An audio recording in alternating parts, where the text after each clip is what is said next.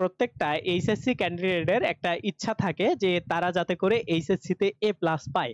তো তোমাদের হাতে আছে আর 30 দিন, আর তোমার সামনে আছে যত বই খাতা, এই সবগুলা মেলায়া তোমার এই মিশন এ প্লাস বাস্তবে রূপ দেওয়ার জন্য আজকের ভিডিওটা তোমাকে হেল্প করবে। তো আজকের এই ভিডিওতে আমরা বিভিন্ন সিক্রেট জানবো যেগুলা তোমার এ প্লাস পাইতে সাহায্য করবে। তো প্রথম সিক্রেট হইছে তোমার কিছু স্পেসিফিক ওয়েতে আগাইতে হবে, এবং সেই ওয়েগুলা ফলো করার জন্য তোমার প্রথম যে কাজটা করতে হবে, তোমার বোর্ড বই তো পড়াশোনা অলরেডি শেষ করা উচিত। বোর্ড বই যদি না শেষ করা থাকে তাইলে আগামী 7 থেকে 10 দিনের মধ্যে বোর্ড বইগুলাকে খুবই সুন্দর করে আগে শেষ করবা। তারপরে আমি যে কথাগুলো বলবো এই কথাগুলা তুমি একটু ফলো করবা। কারণ কি দেখো, বাংলাদেশের বেশিরভাগ স্টুডেন্টের এ প্লাস মিন্স হয় 75 থেকে 77, 78, 79 এই টাইপের মার্কে গিয়ে। তার মানে তোমরা যারা এ প্লাস কোনো একটা সাবজেক্টে মিস করবা তারা কিন্তু অনেক বেশি মার্কের জন্য এ প্লাস মিস করবা না। দেখবা যে যাদের রেজাল্ট 4.59 হচ্ছে, 4.83 হচ্ছে, 9293 হচ্ছে, 94 হচ্ছে, তাদের কিন্তু এই রকম একটা দুইটা সাবজেক্টে 2-1 মার্ক কমে যায়, যার কারণে কিন্তু তারা এ প্লাস পায় না। তার মানে তুমি কিন্তু এ প্লাস পাওয়ার ক্যাপাবল, বাট তোমার যে সিস্টেম বা তোমার যে ওয়েটা ছিল ওইটা ঠিকঠাক লাস্ট পর্যায়ে এসে করতে পারো না, যার কারণে 2-1 মার্ক তোমার কম আসছে। এখন এই 2-1 মার্ক বাড়ানোটাই হইলো আমাদের মেইন সিক্রেট হবে। এখন এই 2-1 মার্ক বাড়ানোর জন্য তুমি আসলে কি করবা? 2-1 মার্ক বাড়ানোর জন্য তুমি আসলে কি করবা? তো মোটামুটি দেখো, তুমি যখন বোর্ড বইগুলা শেষ করবা তারপরে তোমার উচিত যে কোনো টেস্ট পেপার কিনে বা যে কোনো তোমাদের যে এখন মডেল টেস্ট গুলা বের হইছে এগুলা কিনে সেইগুলা থেকে প্র্যাকটিস করা। ইভেন একটা জিনিস খেয়াল করবা, তুমি যদি এ প্লাস পাইতে চাও, তোমার এই যে 1 বা 2 মার্ক যে কম থাকে এটার মেইন রিজন থাকে তোমার এমসিকিউ অংশে 1 বা 2 মার্ক কম পাওয়া। তার মানে ধরো তোমার একটা সৃজনশীল তুমি লিখতে গেছো, তুমি এমসিকিউ এ পাইছো হচ্ছে 23 এবং লিখিততে পাইছো হচ্ছে ধরো 55, এরকম একটা মার্ক পাইলা, বা ধরো তুমি ওইটাতে 50 পেয়ে গেছো। তো ওই জায়গাগুলা থেকে কিন্তু তোমার মার্ক কমে যায়। তো বিষয়টা কেমন দেখো, তুমি যদি সৃজনশীলে মোটামুটি ঠিকঠাক মার্ক পাও, বাট তুমি যখন এমসিকিউ অংশে আসবা এই জায়গাতে 1 বা 2 মার্ক কম থাকার কারণে তোমার মার্ক 78, 77 এই ধরনের মার্কটা হয়ে যায়। তার মানে এমসিকিউ অংশগুলাতে আমাদের অনেক বেশি জোর দিতে হবে, ঠিক আছে? এখন এই শেষ সময়ে এসে কিভাবে পড়লে তোমার এমসিকিউ অংশগুলোতে ভালো মার্ক আসবে এই জিনিসটা নিয়ে আমি একটু কথাবার্তা বলি। দেখো, আমি সব সময়ই বলি যে এমসিকিউ এ ভালো করার জন্য বোর্ড বইয়ের বিকল্প আসলে কোনো কিছু নাই।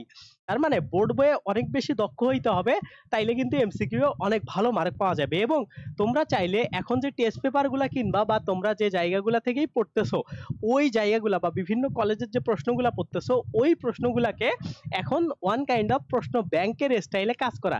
দেখো, একটা অ্যাডমিশন স্টুডেন্ট কিভাবে তার পড়াশোনাকে পাকাপোক্ত করে জানো? যে তারা আসলে প্রথমে প্রশ্ন ব্যাংক পড়ে, ওকে, মানে প্রথমে বলতে ওই শেষের দিকে গিয়ে প্রশ্ন ব্যাংক পড়ে। এখন এই প্রশ্ন ব্যাংক পড়ার সময় দেখবা বিভিন্ন ভিন্ন টাইপের প্রশ্ন আসে, মানে যেগুলো একটু নতুনত্ব প্রশ্ন বা একটু মানে ইনোভেটিভ প্রশ্ন, একটু অনুধাবন টাইপের প্রশ্ন, এমন টাইপের প্রশ্ন কিন্তু তারা ফেস করে। এখন সেই প্রশ্নগুলাকে তুমি যখন তোমার এখন টেস্ট পেপার থেকে পড়বা তখন দেখবা কিছু ল্যাকিংস বা কিছু গ্যাপ পাবা, যে গ্যাপগুলা তুমি ফিল আপ করার মাধ্যমে আগামী যে টাইমটা আছে ওই 1-2 মার্ক যে শর্ট হওয়ার চান্স আছে সেই শর্টেজটা তুমি পূরণ করতে পারবা।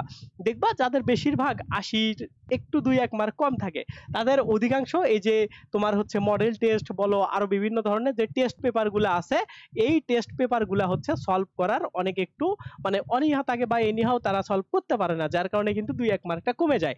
তো তোমার এখন কাজ হচ্ছে বোর্ড বইগুলো 8-10 দিনের মধ্যে শেষ করা, করে অবশ্যই অবশ্যই টেস্ট পেপার থেকে বিভিন্ন টাইপের প্রশ্নে পরীক্ষা দেওয়া। তুমি বিশ্বাস করো, পরীক্ষাতে তুমি যখন যত বেশি এইগুলাতে ভুল করবা, যত বেশি তুমি মানে ভুলভাল অ্যান্সার করবা, মেইন পরীক্ষা দিকে তত ভালো করার চান্স আছে। কারণ কি, এখন তুমি ভুল করতেছো মানে কি অনেকগুলো পরীক্ষা দিচ্ছ, তোমার একটা এক্সপেরিয়েন্স হচ্ছে, এখন এই এক্সপেরিয়েন্সটা তোমার অনেক বেশি পরীক্ষার হলে গিয়ে কাজে লাগবে। তো এই জন্য তোমরা চেষ্টা করবা এই ওয়েটা বা এই জিনিসটা ফলো করার।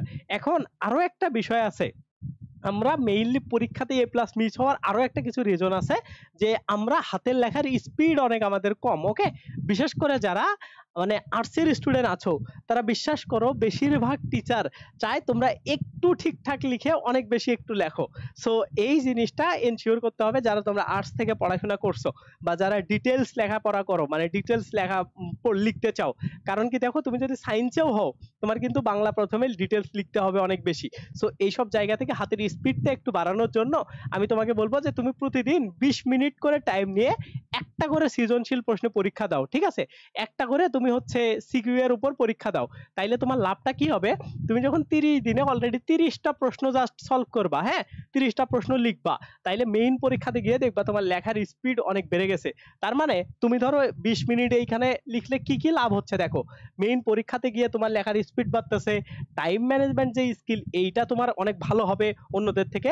সো এই কাজগুলা তোমার দিনে একবার করে, একবার যে কোনো টাইমে তোমার যখন খারাপ লাগতেছে, যখন তুমি পড়তেছো না, ওই টাইমগুলোতে এই কাজগুলো তুমি করতে পারো।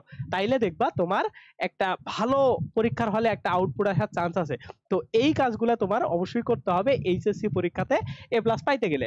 আরো একটা বিষয় কি দেখো, এইচএসসি তে কিন্তু মোটামুটি 5টা বিষয়ে এ প্লাস থাকলে, আর বাকিগুলাতে শুধুমাত্র যদি বাকিগুলাতে এ থাকে তোমার, তাইলেও কিন্তু তোমার রেজাল্টটা মোটামুটি এ প্লাস আসবে। ওকে, সো এই জায়গা থেকে দুই একটা সাবজেক্টে যদি তোমার পরীক্ষা খারাপও হয়ে যায়, পরীক্ষার হলে গিয়ে আসলে ডিপ্রেসড হওয়ার কিছু নাই। বা পরীক্ষার সময় অনেকে ভাবো যে একটা সাবজেক্ট খারাপ হয়ে গেছে, এইটা তোমাদের সাথে অনেকের ঘটবে, তো আমি মনে হয় আমার রেজাল্টটা খারাপ হয়ে যাবে, তো এই কাজটা করবা না। হ্যাঁ, একটা দুইটা পরীক্ষা খারাপ হইতেই পারে, যেমনই হোক না কেন, তারপরেও তুমি বাকি পরীক্ষাগুলো ভালো করে দিবা, তাইলে দেখবা তোমার রেজাল্ট ভালো হওয়ার অনেক বেশি চান্সেস থাকে। ওকে, তো এই কথাগুলো তোমরা একটু মনে রাখবা, এই কয়েকটা জিনিস ফলো করলে।